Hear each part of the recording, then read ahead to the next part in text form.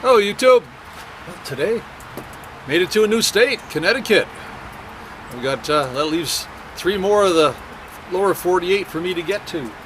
So we'll get back on the road, and I think I'm taking you to a special place today. So let's get going.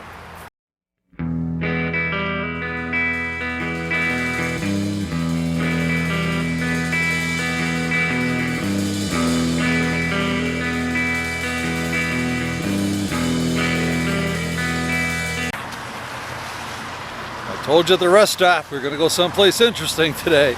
Let's go check out the New England Carousel Museum and get in and out of this nasty cold rain. So Carousel, you may think of it as a merry-go-round. I've heard it called all kinds of stuff, but this is a huge collection. And there's a few horses that we're allowed to touch, but for the most part we're not. So let's just take a walk around and see what we can see. Have you ever wondered how the animal figures on the carousels are made? They, in the old days, wooden ones, they were carved, and a lot of people think they were carved out of just solid blocks of wood, but they were not. They basically were made of many layers of wood and glued and doweled together, basically making a big box. And then the head could be carved. Here's a sort of an idea. Again, gluing the pieces together, you draw the outline. It's basically take away all the wood that doesn't look like the horse's head. That makes sense.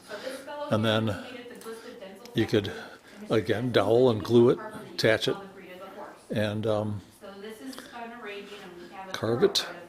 In the old days, in the original, they would actually use real horses' hair, tails, for the tails, but of course whipping around in a circle, it'd get tangled up, it'd get messed up, and after a while, to replace that, they started putting in wooden tails as replacements, and then just gave up with that and put in the wooden tails to begin with. And about the 1930s, they started casting, see right here, they started casting the legs and sometimes the heads out of aluminum, or the leg, yeah. So, you know, on a hot day, those things are going to get pretty hot, but yeah. And okay, in the last thing they did after they carved it, they would drill a hole down through for the pole, and sometimes they'd lose the bit inside, and rather than take it apart together, they just leave it. They found, when they took one apart, they found Irish sweepstakes tickets in it, which is sort of what that is. Not winners, but you know, they found bees nests and ride tickets, and you know, you name it, inside that box, things make their way down in there. So when they first started out with carousels, they were pretty small horses, and because just lack of power, how are you going to power this thing? Steam came along, and the golden age of the carousel, because they could have bigger horses and bigger animals and be able to, weight wasn't as much of a problem.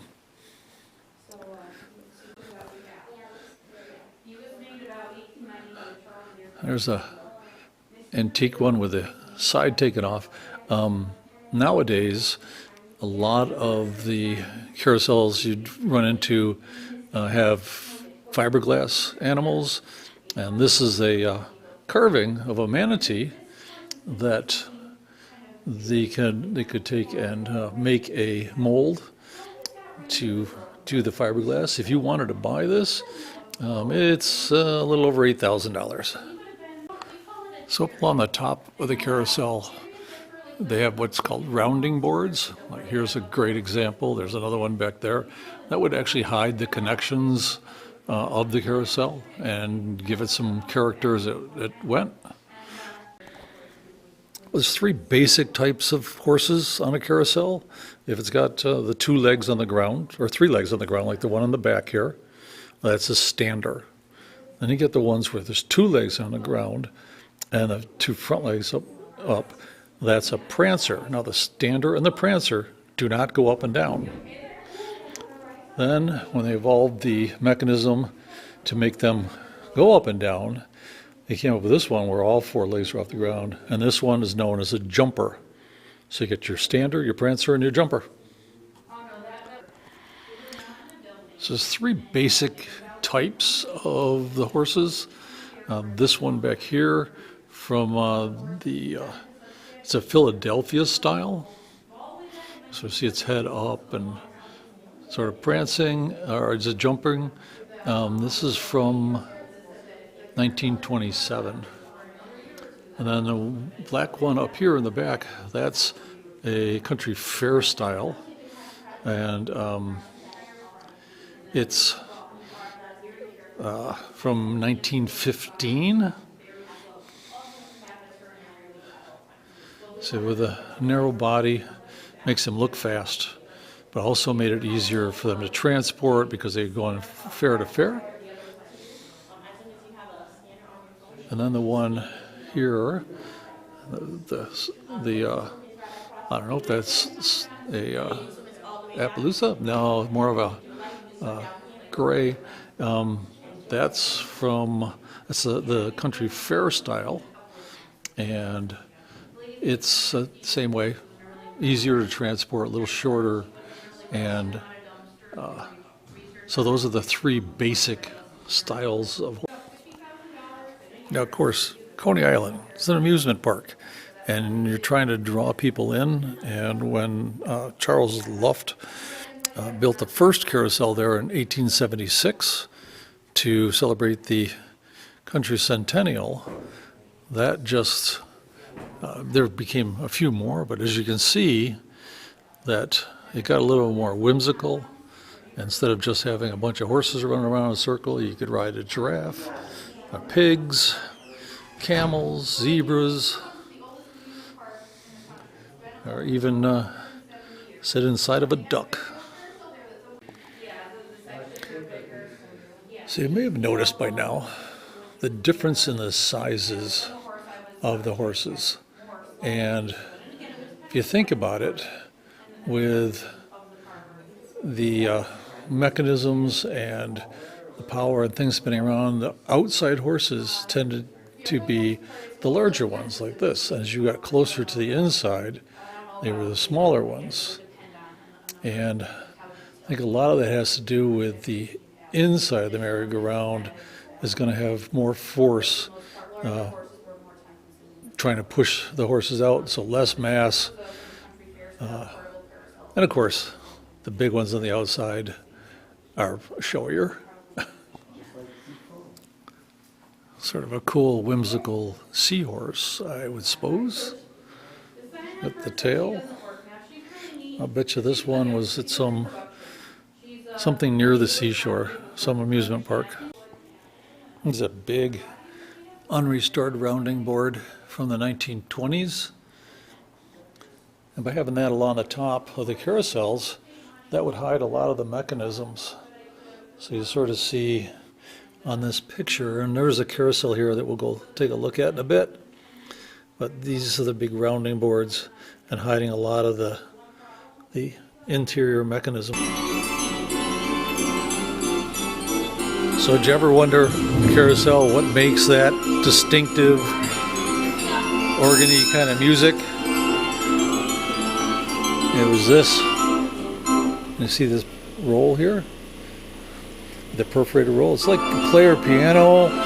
If anybody's ever seen one of those, that as it goes along, it trips levers, opens up the organ pipes, and causes the drum to beat and all the other fun stuff. Here's a very old roll right here. And the idea is that it hides the sound of the mechanism, and it draws people in. They know where the carousel is by following the music. See, and inside the museum, they've got this beautiful little carousel. And mainly on days when it's mostly kids here, mostly kids would be on that. So we'll leave that family to enjoy it. And the museum here, they do some restorations, and this is the painting department. Obviously, they've got some primer. They're starting to put some of the color on, and they even do some of the carving and such up here too. So here's a fiberglass horse that hasn't been painted, so you can really see how translucent that is before you add the colors, and really transforms the look. I like this blue heron one. So another part of the museum here is the Museum of Fire History, and it's the same price, it's all included. It's all it's up on the second floor. So let's take a look at some of the antique fire stuff. So I got some helmets from International Helmets. It's like the one here is Argentina, and then down here at the end is Brazil, and then England. Looks like a few of those. Let's see, oh, that's also England, France, and Mexico. Now this wooden board attached here to the mannequin goes way up there with a big hook. I don't know if you can see it up there with the lights. This is a French folding ladder, and I cannot imagine hooking that onto a window and trying to scramble up the side of a building.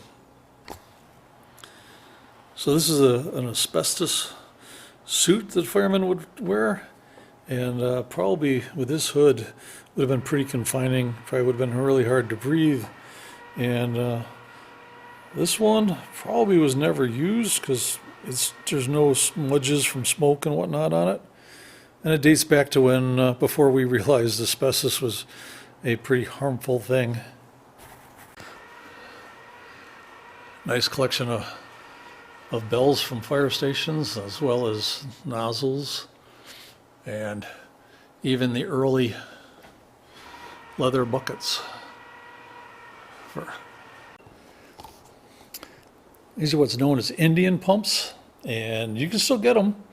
They tend to be plastic now, and basically used them around camp and small brush fires where you could hike in, pump it up.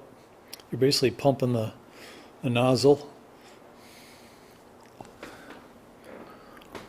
Some more nozzles that would have been mounted on something or mounted on the ground, and like this one with the outriggers.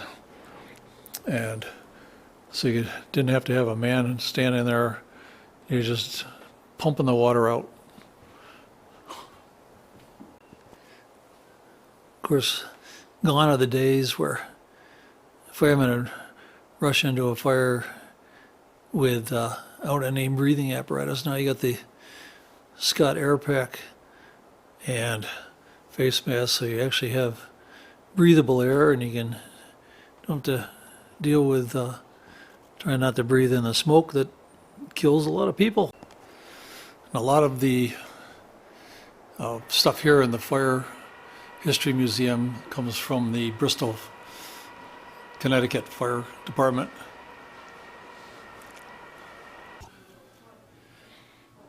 I think this is where I will say goodbye to the New England Carousel Museum and the Fire History Museum upstairs, and we'll get back on the road and see what I can find.